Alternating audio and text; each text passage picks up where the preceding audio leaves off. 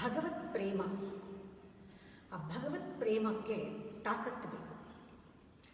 ತಾಕತ್ತು, ಧೈರ್ಯ ಮತ್ತು ಶಕ್ತಿ ಎರಡೂ ಬೇಕು. ಬರೀ ಕಣ್ಮುಚ್ಚಿಕೊಂಡು ಮಾಡೋದು ಭಕ್ತಿ ಅಲ್ಲ, ಅದು ಭಗವತ್ ಪ್ರೇಮ ಬೇಕಾದರೆ.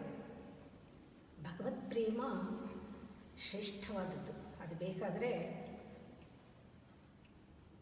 ಅಹಂಕಾರವನ್ನು, ಈಗೋ ಅಂತೀವಲ್ಲ, ಅದನ್ನು ಬಲಿ ಕೊಡೋ ತಾಕತ್ತು.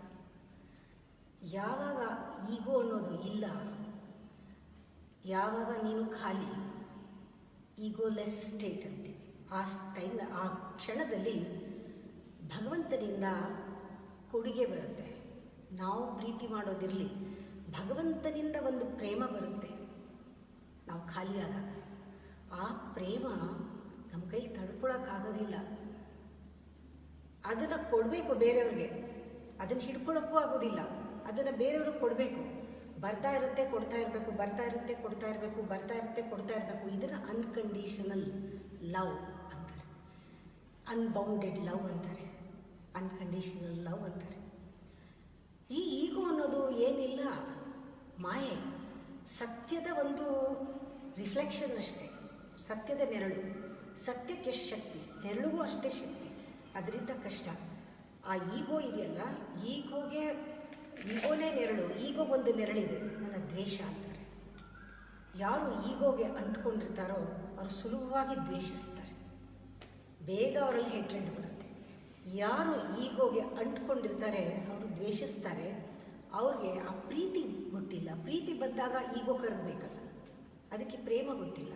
ಪ್ರೇಮ ಪ್ರೀತಿಯಲ್ಲಿ ಈಗೋ ಇರಲ್ಲ, ಈಗೋ ಕರಗೋಗುತ್ತೆ. ಇಲ್ಲ ನಾವು ಪ್ರೀತಿಸ್ತೀವಿ, ತುಂಬಾ ಪ್ರೀತಿಸ್ತೀವಿ.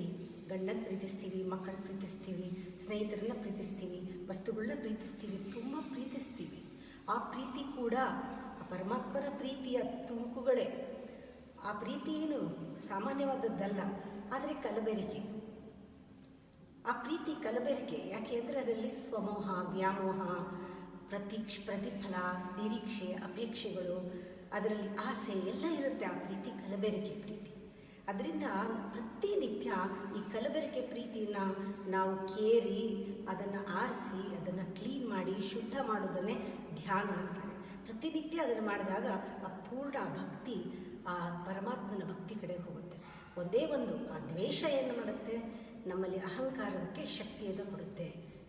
ಆ ನೆರಳಿಗೆ ಶಕ್ತಿ ಕೊಡುತ್ತೆ. ದ್ವೇಷ ಅಹಂಕಾರವನ್ನು ಪೋಷಿಸುತ್ತೆ, ಅಹಂಕಾರವನ್ನು ಬೆಳೆಸುತ್ತೆ. ಸುಪೀರಿಯಾರಿಟಿ, ನಾನೇ ಸಪ್ರೇಟು, ನಾನೇ ಜಾಸ್ತಿ ಅನ್ನೋದನ್ನು ಮಾಡುತ್ತೆ. ಅದರಿಂದ ಕಲಬೆರಕೆ ಪ್ರೀತಿಯನ್ನು ನಾವು ಶುದ್ಧ ಮಾಡೋದೇ ಧ್ಯಾನ. ಆಗ ಪರಮಾತ್ಮನ ಪ್ರೀತಿಯ ರುಚಿ ಗೊತ್ತಾಗುತ್ತೆ.